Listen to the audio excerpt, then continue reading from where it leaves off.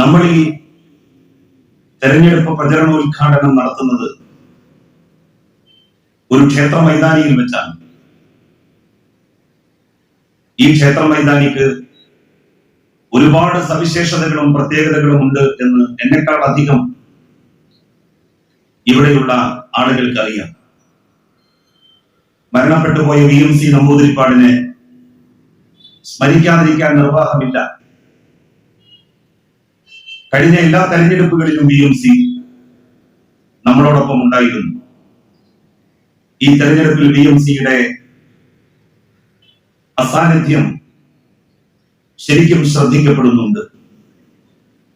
VMCയാണ് ആദ്യം 2011 തവനൂർ നിയോജക മണ്ഡലത്തിലേക്ക് സ്ഥാനാർത്ഥിയായി വന്നപ്പോൾ പ്രചരണ കൺവെൻഷൻ എവിടെ ചേരണം എന്നുള്ളതിന് ഉത്തരം നൽകിയത്. അദ്ദേഹത്തിന്റെ എളിയ അഭിപ്രായം അന്ന് കമ്മിറ്റി ഏകകണ്ഠമായി അംഗീകരിച്ചു. ഈ ക്ഷേത്ര മൈതാനിയിൽ അതിഗംഭീരമായ തെരഞ്ഞെടുപ്പ് കൺവെൻഷൻ അന്ന് നടന്നു. 4ാമത്തെ കൺവെൻഷനും ഇവിടെയാണ് നമ്മൾ നടത്തുന്നത്. ക്ഷേത്രങ്ങളിലെ ഉത്സവങ്ങളും ദർഗകളോടനുബന്ധിച്ച മക്കാമുകളോടനുബന്ധിച്ച നേർച്ചകളും ക്രൈസ്തവ ദേവാലയങ്ങളോടനുബന്ധിച്ച പള്ളിപ്പെരുന്നാളുകളും കേരളീയ കലാകാരന്മാരെ മതജാതി വ്യത്യാസങ്ങൾക്കപ്പുറം ഉത്കൃഷ്ടതയിലേക്ക് വഴി നടത്തി. ഇടതുപക്ഷ പ്രസ്ഥാനം അതിന്റെ വിജയഗാഥ തീർത്ത് മുന്നേറിയപ്പോൾ മലയാളിയുടെ മനസ്സ് മതനിരപേക്ഷതയുടെ ജ്വലിക്കുന്ന പ്രതീകമായിട്ട് മാറി. ഓരോ മതക്കാർക്ക് ഓരോ രാഷ്ട്രീയ പാർട്ടി എന്ന ധാരണയിൽ നിന്ന് എല്ലാവർക്കും ഒരുമിച്ച് കൂടാനുള്ള രാഷ്ട്രീയ പാർട്ടി എന്ന പൊതുബോധത്തിലേക്ക് ഒരു കോമൺ പ്ലാറ്റ്ഫോമായി ഇടതുപക്ഷ പ്രസ്ഥാനങ്ങളും കമ്മ്യൂണിസ്റ്റ് പാർട്ടിയും മാറിയപ്പോൾ ഇന്ത്യയിൽ കേരളത്തിന് ഒരു പ്രത്യേകമായിട്ടുള്ള സ്ഥാനവും പദവിയും അതിലൂടെ ലഭ്യമാവുകയായിരുന്നു. ഇന്ന് ഇന്ത്യയിൽ ആളുകൾ പ്രതീക്ഷയർപ്പിക്കുന്ന സംസ്ഥാനം കേരളമാണ്. ഇടതുപക്ഷ പ്രസ്ഥാനത്തിലേക്ക് പലരും കടന്നു വന്നിട്ടുള്ളവരാണ്. ഈ വിനീതൻ ഇടതുപക്ഷ പ്രസ്ഥാനത്തോട് ആഭിമുഖ്യം പുലർത്തി കടന്നു വന്നത് 2006 ഒരു ധർമ്മസമരത്തിന്റെ ഭാഗമായിട്ടാണ്. അന്ന് ചില പ്രശ്നങ്ങൾ ഞാൻ ഉയർത്തിയത്. അതുമായി ബന്ധപ്പെട്ട് ഞാൻ പ്രവർത്തിച്ചിരുന്ന പാർട്ടിയിൽ നിന്ന് ഞാൻ നിഷ്കാസിതനാക്കപ്പെട്ടപ്പോൾ എനിക്ക് അഭയം നൽകിയത്, എനിക്ക് തണലേകിയത്, എനിക്ക് ദാഹജലം പകർന്നു നൽകിയത് ഇടതുപക്ഷ പാർട്ടികളും കമ്മ്യൂണിസ്റ്റുകാരുമാണ് എന്നുള്ള സത്യം ഞാൻ ഈ സന്ദർഭത്തിൽ നന്ദിയോടെ ഓർക്കുന്നു. 2006 കുറ്റിപ്പുറത്ത് നിന്ന് ആരംഭിച്ച ആ യാത്ര 20 വർഷം പിന്നിട്ടു. 21ാമത്തെ വർഷത്തിലേക്ക് പ്രവേശിക്കുകയാണ്. വ്യക്തിപരമായി തെരഞ്ഞെടുപ്പിൽ നിന്ന് മാറി നിൽക്കാമെന്ന് ആഗ്രഹിച്ചിരുന്നു. ആ ആഗ്രഹം ബന്ധപ്പെട്ടവരെ അറിയിക്കുകയും ചെയ്തിരുന്നു. പക്ഷെ പാർട്ടിയും പാർട്ടിയുടെ നേതാക്കളും നിർബന്ധമായും മത്സരിക്കണം എന്നുള്ള ആവശ്യം മുന്നോട്ട് വെച്ചപ്പോൾ അതിനോട് പുറംതിരിഞ്ഞു നിൽക്കുക എന്നുള്ളത് വലിയ നന്ദികേടാകും എന്ന് മനസ്സിലാക്കി ആ തീരുമാനം ശിരസാ വഹിച്ചുകൊണ്ടാണ് 4ാം തവണയും നിങ്ങളുടെ മുന്നിൽ ഈ വിനീതൻ എത്തിയിരിക്കുന്നത്. പാവപ്പെട്ടവരുടെയും സാധാരണക്കാരുടെയും ജീവൻഗന്ധിയായിട്ടുള്ള പ്രശ്നങ്ങൾക്ക് പരിഹാരം കാണുന്ന ഇടതുപക്ഷ ചേരിയിലല്ലാതെ മനുഷ്യസ്നേഹികൾക്ക്, മാനവികത ഉയർത്തിപ്പിടിക്കാൻ ആഗ്രഹിക്കുന്നവർക്ക് ഏത് പക്ഷത്താണ് നിൽക്കാൻ കഴിയുക? ലോകത്ത് മർദ്ദിക്കപ്പെടുന്നവരാരുണ്ടോ? ഇരകളാക്കപ്പെടുന്നവരാരുണ്ടോ? അവരോട് ചേർന്ന് നിൽക്കുവാൻ യാതൊരു തരത്തിലുള്ള പ്രത്യയശാസ്ത്ര വ്യത്യാസവും ലോക കമ്മ്യൂണിസ്റ്റുകാര് കാണിച്ചിട്ടില്ല. 40 വർഷക്കാലം ലിബിയയുടെ പ്രസിഡന്റായിരുന്ന മുഹമ്മദ് ഗദ്ദാഫി ലിബിയയിലെ സോഷ്യലിസ്റ്റ് പാർട്ടിയുടെ നേതാവായിരുന്നു. അദ്ദേഹവും കമ്മ്യൂണിസ്റ്റ് പാർട്ടിയുടെ നേതാവായിരുന്നില്ല. പക്ഷേ മുഹമ്മദ് ഗദ്ദാഫിയെ അമേരിക്ക ഭരണത്തിൽ നിന്ന് നിഷ്കാസിതനാക്കി അങ്ങാടിയിലൂടെ നടത്തിച്ചു കൊണ്ടുപോകുമ്പോൾ പിന്നിൽ നിന്ന് വിലക്കെടുത്ത ആളുകളെ കൊണ്ട് കുത്തി കൊലപ്പെടുത്തിച്ച് തൊട്ടടുത്ത ഒരു ഇറച്ചിക്കടയുടെ ഫ്രീസറിൽ അദ്ദേഹത്തിന്റെ മൃതദേഹം സൂക്ഷിച്ച് ഞങ്ങൾക്കെതിരെ ശബ്ദിക്കുന്നവരുടെ ഗതി ഇതാകും, അവർ ഏത് ഉത്തുംഗമായ പദവിയിൽ ഇരുന്നാലും എന്ന് അമേരിക്ക പറയാതെ പറഞ്ഞപ്പോൾ മുഹമ്മദ് ഗദ്ദാഫിക്ക് വേണ്ടിയും ലോകത്ത് ശബ്ദിക്കാൻ ചുവന്ന കൊടി പിടിച്ചവരായിരുന്നു മുൻപന്തിയിൽ ഉണ്ടായിരുന്നത്. അത് കഴിഞ്ഞപ്പോൾ ഇറാനിൽ ഇസ്ലാം മത വിശ്വാസികളാണ് മഹാഭൂരിപക്ഷവും. ആ രാജ്യത്തിനെതിരായി അമേരിക്കയും ഇസ്രായേലും നടത്തുന്ന കടന്നാക്രമണങ്ങൾ, ആ കടന്നാക്രമണങ്ങൾക്കെതിരെ ലോകത്ത് ശക്തമായി ശബ്ദിക്കുന്നതും അവർക്ക് പിന്തുണ നൽകുന്നതും ആരാണ്? മധ്യപൂർവ്വ ദേശത്തെ ഏതെങ്കിലും അറേബ്യൻ രാജ്യങ്ങളല്ല, മുസ്ലിം രാഷ്ട്രങ്ങളും അല്ല.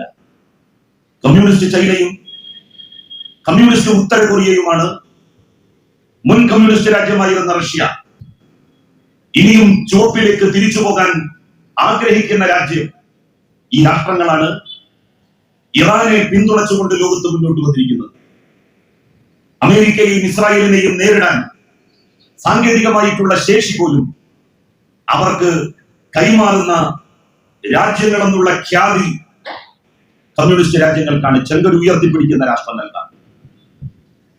ഏതാനും മാസങ്ങൾക്ക് മുൻപാണ് ഇസ്രായേൽ ഗസയിൽ അതിക്രൂരമായ നരമേധം നടത്തിയത്. 1,00,000 മനുഷ്യരെയാണ് കൊന്നൊടുക്കിയത്. അന്നും ഗസയിലെ മനുഷ്യർക്ക് വേണ്ടി ശബ്ദിച്ചത് ലോകത്തെങ്ങുമുള്ള കമ്മ്യൂണിസ്റ്റുകാരാണ്, ചുവന്ന കൊടി പിടിച്ചവരാണ്. കമ്മ്യൂണിസ്റ്റ് പാർട്ടിയോട്, ഇടതുപക്ഷത്തോട് നമുക്ക് ആഭിമുഖ്യം തോന്നുന്നത് മർദ്ദിക്കപ്പെടുന്നവന്റെ മതം നോക്കാതെ, വിശ്വാസം നോക്കാതെ, ഭാഷ നോക്കാതെ, രാഷ്ട്രം നോക്കാതെ, തൊലിയുടെ നിറം നോക്കാതെ ആരാണ് കൂടെ നിൽക്കുന്നത് എന്നുള്ളതാണ്. ആ കൂടെ നിൽക്കാൻ ചെങ്കൊടി ഉയർത്തിപ്പിടിക്കുന്ന പ്രസ്ഥാനവും എന്നും ഉണ്ടായിട്ടുണ്ട്. നമ്മുടെ രാജ്യത്ത് ഗുജറാത്തിൽ ഏറ്റവും വലിയ വംശഹത്യ നടന്നപ്പോൾ നിങ്ങൾക്ക് ഓർമ്മയുണ്ടോ എന്ന് എനിക്കറിയില്ല. ഏതാണ്ട് 200ഓളം വീടുകളാണ് ഒരു മുസ്ലിം സംഘടന പോലും അവിടെ ഇടപെട്ട് കലാപബാധിതർക്ക് വെച്ചു കൊടുക്കുന്നതിന് മുൻപ് കേരളത്തിലെ CPIM മുൻകൈയെടുത്തുകൊണ്ട് അവിടെ വീടുകൾ വെച്ചു കൊടുത്തത് എന്നുള്ളത് ഓർമ്മിക്കാതിരിക്കാനാവില്ല. ബുൾഡോസർ രാജ് ഇന്ത്യയുടെ വിവിധ സംസ്ഥാനങ്ങളിൽ BJPയുടെ നേതൃത്വത്തിലുള്ള സർക്കാരുകൾ അവലംബിച്ചപ്പോൾ ഡൽഹിയിലും അതുപോലെ ഒരു ബുൾഡോസർ രാജിന് അവിടുത്തെ മെട്രോപൊളിറ്റൻ കൗൺസിൽ നേതൃത്വം നൽകിയപ്പോൾ ഉയർന്നു പൊങ്ങുന്ന ബുൾഡോസറിന്റെ മുന്നിലേക്ക് ഓടിയെത്തി അരുത് എന്ന് പറയാനുണ്ടായിരുന്നത് ഒരു വനിതയാണ്. ആ വനിതയുടെ പേര് ബൃന്ദ കാരാട്ട് എന്നാണ്. കമ്മ്യൂണിസ്റ്റ് പാർട്ടിയുടെ CPIMന്റെ polit bureau member. Muhammad Akhlaq എന്ന് പറയുന്ന ഒരു മനുഷ്യനെ ഇറച്ചി അവരുടെ വീട്ടിൽ സൂക്ഷിച്ചു എന്നുള്ളതിന്റെ പേരിൽ നമ്മുടെ വ്യോമസേനയിലെ അംഗമായിരുന്നു മുഹമ്മദ് അഖ്ലാഖിന്റെ മകൻ. ഇന്ത്യയുടെ ആകാശാതിർത്തി കാക്കാൻ കണ്ണും കാതും കൂർപ്പിച്ച് കാത്തു നിൽക്കുന്ന ഒരു പട്ടാളക്കാരന്റെ പിതാവിനെയാണ് അടിച്ചു കൊന്നത്.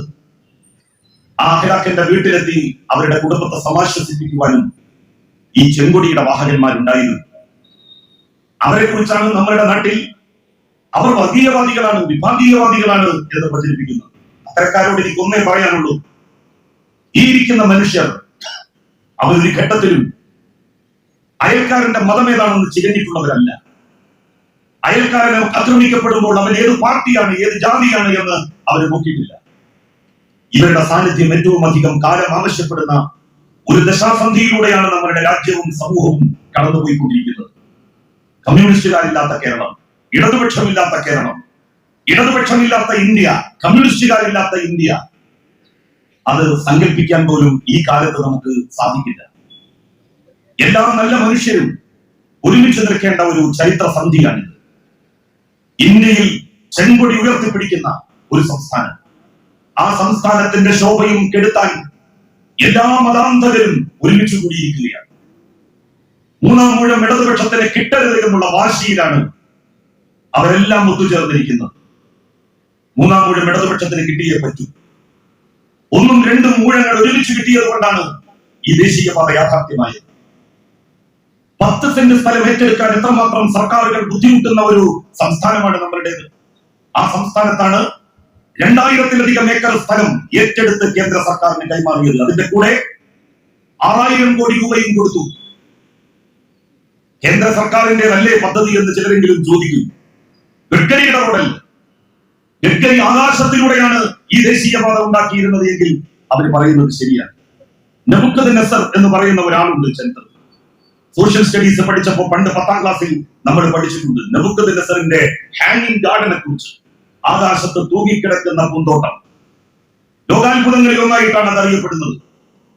നെബുക്കദ്നസറിന്റെ ഹാങ്ങിങ് ഗാർഡനെ പോലെ, തൂങ്ങിക്കിടക്കുന്ന പൂന്തോട്ടത്തെ പോലെ ഈ നാഷണൽ ഹൈവേ ആകാശത്ത് തൂങ്ങിക്കിടക്കുന്ന നാഷണൽ ഹൈവേ ആയിരുന്നെങ്കിൽ നമുക്ക് നരേന്ദ്രമോദിക്ക് കൊടുക്കാമായിരുന്നു 100-100 മാർക്ക്, BJPക്ക് നൽകാമായിരുന്നു 100-100 മാർക്ക്. പക്ഷെ ഇത് പിണറായി വിജയൻ എന്ന് പറയുന്ന ഇച്ഛാശക്തിയുള്ള ഒരു ഭരണാധികാരി 2000 ഏക്കർ സ്ഥലം ഏറ്റെടുത്ത് കൊടുത്ത് അതിനുണ്ടാക്കിയ ആ ഏറ്റെടുപ്പിന് വേണ്ടി 6000 കോടി രൂപയും ഗവൺമെന്റ് നൽകി.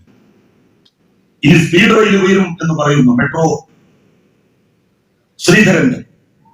അപ്പോഴും റെയിൽവേ മന്ത്രി ഇന്ത്യയുടെ പാർലമെന്റിൽ പറയുന്നത് ആവശ്യത്തിനുള്ള സ്ഥലം സംസ്ഥാന സർക്കാർ ഏറ്റെടുത്ത് തന്നാൽ ഞങ്ങൾ സ്പീഡ് റെയിൽ ഉണ്ടാക്കും എന്നാണ്. വ്യവസ്ഥ എന്താണ്? സ്ഥലം ഏറ്റെടുത്ത് കൊടുക്കണം, അത് സംസ്ഥാന സർക്കാർ. നെഞ്ചത്തെ കൈവച്ചുകൊണ്ട് ഈ നാട്ടിലെ ഏതെങ്കിലും ഒരാൾ പറയട്ടെ, 1 ഇഞ്ച് സ്ഥലം ഏറ്റെടുത്ത് കൊടുക്കാൻ UDF ആണ് ഭരണത്തിൽ വരുന്നത് എങ്കിൽ ഈ സംസ്ഥാനത്ത് സാധിക്കും. അതിനുള്ള ചങ്കുറപ്പും ചെങ്കൂറ്റവും നെഞ്ചൂക്കും അവർക്കുണ്ടോ? പിണറായി വിജയൻ എന്ന് പറയുന്ന ഒരു മനുഷ്യന്റെ നട്ടെല്ല് ഒരു ഭാഗത്തും UDFന്റെ നേതാക്കന്മാരുടെ മുഴുവൻ നട്ടെല്ലും മറുഭാഗത്തുമായി വെച്ചാൽ പിണറായിയുടെ ഒറ്റ നട്ടെല്ലിനായിരിക്കും ശേഷിയും ശക്തിയും കൂടുതൽ എന്ന് മനസ്സിലാക്കാൻ വലിയ ബുദ്ധി വൈഭവമൊന്നും ആവശ്യമില്ല. കേരളം അസാധ്യമാണ് എന്ന് കരുതിയിരുന്ന പദ്ധതികൾ നടപ്പിലാക്കി ഈ സർക്കാർ മുന്നോട്ട് പോവുകയാണ്. 3ാം ഊഴം ഈ ഗവൺമെന്റിന് നൽകിയാൽ അത്ഭുതങ്ങളുടെ അത്ഭുതങ്ങൾ ഈ സംസ്ഥാനത്ത് നടക്കും, സംഭവിക്കും. ഇന്ത്യയിൽ ഒരിടത്തുമില്ലാത്തത് നമുക്ക് കഴിഞ്ഞ 10 വർഷത്തിനുള്ളിൽ നേടിയെടുക്കാൻ വേണ്ടി കഴിഞ്ഞു. നമ്മുടെ മക്കൾ പഠിക്കുന്ന വിദ്യാലയങ്ങൾ എന്തുമാത്രം മാറിക്കഴിഞ്ഞു. നിങ്ങളൊന്ന് പോയി നോക്കൂ. നിങ്ങളുടെ മക്കൾ പഠിച്ച വിദ്യാലയങ്ങളിൽ, നിങ്ങൾ പഠിച്ച വിദ്യാലയങ്ങളിൽ പൊട്ടിപ്പൊളിഞ്ഞ ക്ലാസ് റൂമുകളും തകർന്നടിഞ്ഞ ബിൽഡിങ്ങുകളും നിങ്ങൾക്ക് അവിടെ കാണാനേ കഴിയില്ല. കോടിക്കണക്കിന് രൂപ ചെലവിട്ടുകൊണ്ട് നമ്മുടെ കുട്ടികൾക്ക് പഠിക്കാൻ നല്ല വിദ്യാലയങ്ങൾ ഉണ്ടാക്കിയ സർക്കാർ ഭാവി തലമുറയെ ലക്ഷ്യം വെച്ചുകൊണ്ട് അവരുടെ ശോഭനമായ വൈജ്ഞാനിക അഭിവൃദ്ധിക്ക് വേണ്ടി പ്രവർത്തിക്കുന്നു എന്നുള്ളത് ആരെയാണ് ആവേശം കൊള്ളിക്കാത്തത്? നമ്മൾ പഠിച്ച കാലത്ത് സർക്കാർ സ്കൂളിൽ ഇംഗ്ലീഷ് മീഡിയം ബാച്ച് ഉണ്ടായിരുന്നു. നമ്മളുടെ കൂട്ടുകാർ ഇംഗ്ലീഷ് മീഡിയത്തിലേക്ക് കോട്ടും സൂട്ടും ഇട്ട് അണൈഡഡ് വിദ്യാലയങ്ങളിലേക്ക് പോകുമ്പോ നമ്മളെല്ലാവരും അതിശയത്തോടു കൂടി നോക്കി നിന്നിരുന്നില്ലേ? പിണറായി വിജയന്റെ ഭരണകാലത്താണ് കേരളത്തിലെ ഓരോ സർക്കാർ സ്കൂളിലും ഏറ്റവും ചുരുങ്ങിയത് ഒരു ഇംഗ്ലീഷ് മീഡിയം ബാച്ചെങ്കിലും ആരംഭിച്ച് സാധാരണക്കാരന്റെ മക്കൾക്ക് ഇംഗ്ലീഷ് മീഡിയം വിദ്യാലയത്തിൽ പഠിക്കാൻ 1 രൂപ പോലും ഫീസ് കൊടുക്കാതെ പഠിക്കാൻ അവസരം ഉണ്ടായി. ഇന്ത്യയിൽ 1ാം ക്ലാസ് മുതൽ ഡിഗ്രി വരെ സൗജന്യ വിദ്യാഭ്യാസം കിട്ടുന്ന ഏക സംസ്ഥാനത്തിന്റെ പേരാണ് കേരളം. 1ാം ക്ലാസ് മുതൽ 12ാം ക്ലാസ് വരെയല്ല. ഈ ഗവൺമെന്റ് അധികാരത്തിൽ വരുന്ന 2014 മലപ്പുറം ജില്ലയിൽ നിന്ന് മാത്രം +2 അഡ്മിഷൻ കിട്ടാത്ത, +1 അഡ്മിഷൻ കിട്ടാത്ത 33,000 കുട്ടികളുണ്ടായിരുന്നു. കഴിഞ്ഞ അധ്യയന വർഷം ഈ നാട്ടിൽ +1 അഡ്മിഷൻ കിട്ടാത്തതിന്റെ പേരിൽ MSFന്റെയോ യൂത്ത് ലീഗിന്റെയോ KSUവിന്റെയോ യൂത്ത് കോൺഗ്രസിന്റെയോ ഒരു സമരമെങ്കിലും നിങ്ങൾക്ക് കാണാൻ സാധിച്ചോ?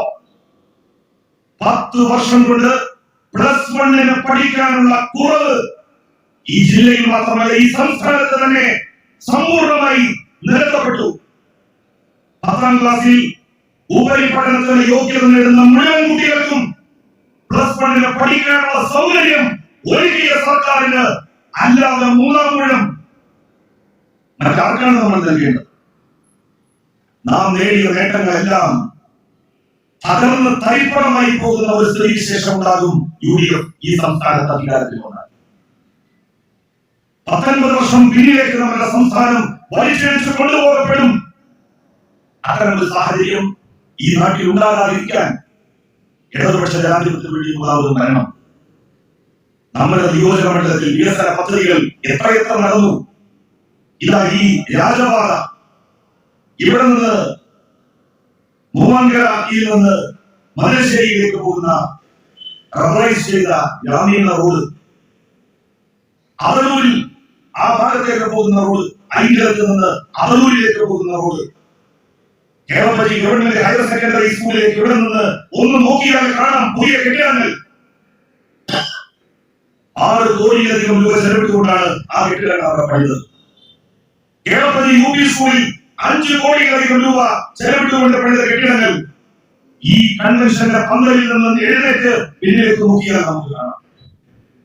ഫ്ലഡ് ലൈറ്റ് സ്റ്റേഡിയം, ഒരു ഹൈസ്കൂളിന്റെ ഗ്രൗണ്ടിൽ ഫ്ലഡ് ലൈറ്റ്, അതുപോലെ തന്നെ ഇരുന്ന് കാണാൻ ഗാലറിയും നിർമ്മിച്ച സംവിധാനം ഈ കാലത്തിനകത്ത് നിങ്ങൾക്ക് എവിടെയെങ്കിലും കാണാൻ വേണ്ടി കഴിഞ്ഞിട്ടുണ്ടോ?